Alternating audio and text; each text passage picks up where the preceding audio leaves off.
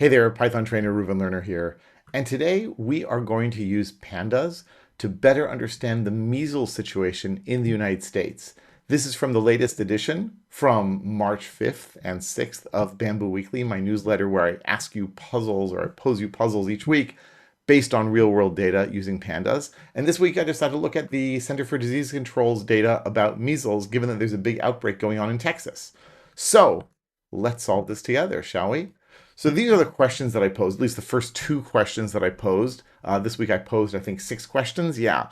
So the first question is, let's read the weekly cases by onset date into a data frame, create a line plot comparing the week start column with the number of cases. And would the recent outbreak in the US seem to fit the usual pattern, or is this an unusually high number of cases? So to solve this, we're going to have to say import pandas as PD. And I'm also going to say import OS, just because it's going to be easier. I'm dealing with a whole bunch of files in different directories. And so I'm going to say the directory name is there. And for now, the file name is going to be BW108 week. Oh, sorry, actually, I just called it here. Weekly cases by onset date.csv. Okay, so now I can just say df equals pd read csv of os path join of dir name and file name. And this is a nice convenient way, os path join, this is not a pandas thing, this is a Python thing from the Python standard library, where if I have a directory and have a file name, it'll put in the slash because I'm in a Unix system, but if I'm on Windows, then it'll use a backslash. And it's just kind of convenient, make sure I don't have double slashes, double backslashes, the whole business. So I go to the file, I load it up, and do I have a data frame? Yes, I do. I absolutely do. And we see here that we have the index. This is the default index using integers. We have a week start column. We have a week end column. And we have the number of cases. So we now have the number of cases for each week starting on this day and ending on that day. Well, truth be told, we don't really need the week end. All we need is the week start. But if I want to really look at this, let's take a look at the D types. And the D types, we have week start as an object. An object basically means it's a string. It's a Python string. But we don't really want Python strings, we want dates and times. So I'm going to go back here to my read CSV and I'm going to play around with it a little bit. I'm first of all going to say here, use calls equals, and I'm only interested in week start and in cases. I don't really need the other columns. They're just sort of not interesting to me. And so if I use calls, that cuts down on the size of the data frame. Granted, there's a really small data frame with only 113 rows, but this is generally a good practice to only load up the columns that you really need. Could really use a lot more memory. Well, we still have this object D type. So here's what I'm going to do. I'm going to say here parse dates equals week start. Oh, I have to give it a list there. Sorry about that. And this tells pandas, this tells read CSV, which of the columns should be treated as a date time value. Now it looks pretty much the same here, but if we now look at the D types, we'll see it's now a date time 64 with nanosecond granularity. Now this not only saves us memory, believe it or not, it saves a lot of memory because it's a much, much smaller data structure, but it allows us to use a lot of flexibility to pull things out. Okay, but I'm really going to get that flexibility if I stick it into the index. So I'm going to now say index call equals week start. And if I do this, you see that now week start has become our index, and it's printed in a kind of funny way because the index used to be a column, and it used to be a column with a name. So the name still sticks around, and it's put in this like row here that looks a little funny. And then cases is the name of that one column that remains. And you might be thinking, that's kind of weird, right? It's a one column data frame. Isn't that just the same as the series? It's not quite the same. There are a lot of similarities, but it's not quite the same. And so now if I ask what are the D types, it'll actually only tell me about cases because cases is an int64. And the index, I mean, I could find out the type of the index. In fact, if I say here df.index, it'll tell me, oh, this is a date time index. So it does know that, but that's not part of the usual D types that's going to show me. Okay, so we now have our data about the number of cases each week in the United States in the last 2 years or so. Now what? Well, I wanted to get a line plot. And matplotlib is sort of the 900-pound gorilla in the plotting world in Python and Pandas, but I really just like to use the Pandas API for plotting. For most purposes, it's easy enough, it does its job. And then I can just say here, df.plot.line. And what we'll do is it will plot using the index as the x-axis, and it'll automatically calculate the y-axis based on the values that it has there. Go a little below the minimum, a little above the maximum. And it will give us a line for each column in the data frame. Well, here I only have one column. So it's just going to give me one line. And look at this. We can now see, and look how beautifully formatted it is, right? Right? So it starts in January 2023 and it goes up to January, well, let's say February. Look, I see that tick there, February, maybe even March 2025, because we are now in March. But I think the final date, yeah, was February 23rd. And we see that the numbers here in the US are indeed way, way higher. Let's call it like, I don't know, one third higher than they were at even the highest point before in like, I don't know, I guess they would call it like March 2024. So like March of last year.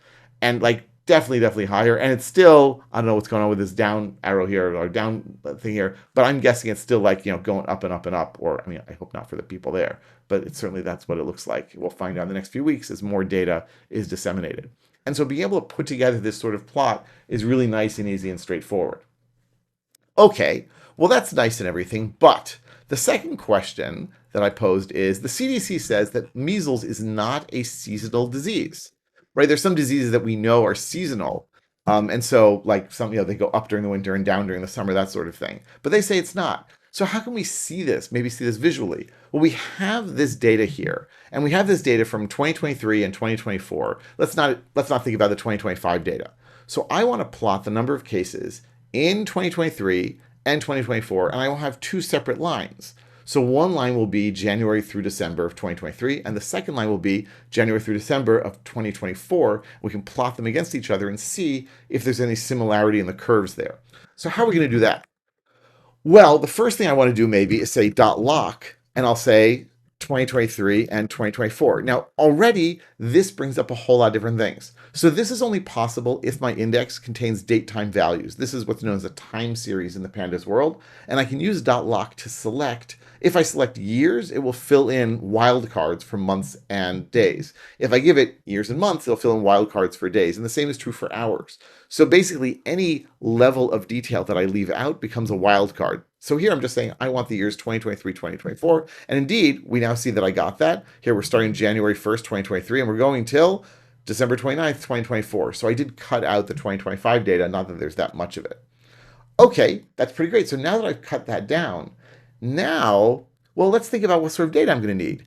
If I want to have two different lines, and I want to have the x-axis be the month. So x-axis is going to be January through December. That means that my index in my data frame is going to have to be January through December. And it means that the two columns are going to have to be for the years, one for 2023 and one for 2024. So what I'm going to need to do then, like one easy way to do it, or one good way to do it would be to do a pivot table. And so I can say here, pivot table on, and the index is going to be the years, and the column, index is going to be the month names, and the columns are going to be the years. There's just one problem. Well, we can go back to this. We can say values equals cases, and then the agfunc is going to be sum, because we want to sum them up. Now, I didn't put any real strings here because these are not going to work, because we don't have a month names column, and we don't have a years column. Well, I can maybe pull out the index, or I can assign based on it. I can say here assign, and I can say month names equals, and then I can just grab it from the data frame. I can say df.index.month names, month name, singular, and I can say here assign, we're going to say year equals df index year. Notice that month name is a method and year is not. So we need to use parentheses with month name and not with year. Fantastic. So we will then have a column month names. We'll then have a column year, and we can pull it out and it'll work great, right? No, actually won't work. And the reason is not super obvious at first. If we scroll all the way down here, it says the length of the values did not match the length of the index. Well, what's going on? What did we miss? Well, here's the thing. We tried to assign to two new columns in our data frame, a new temporary data frame, right? So df gives us a data frame back. .lock gives us a new data frame back, which is smaller because we use the range 2023 to 2024.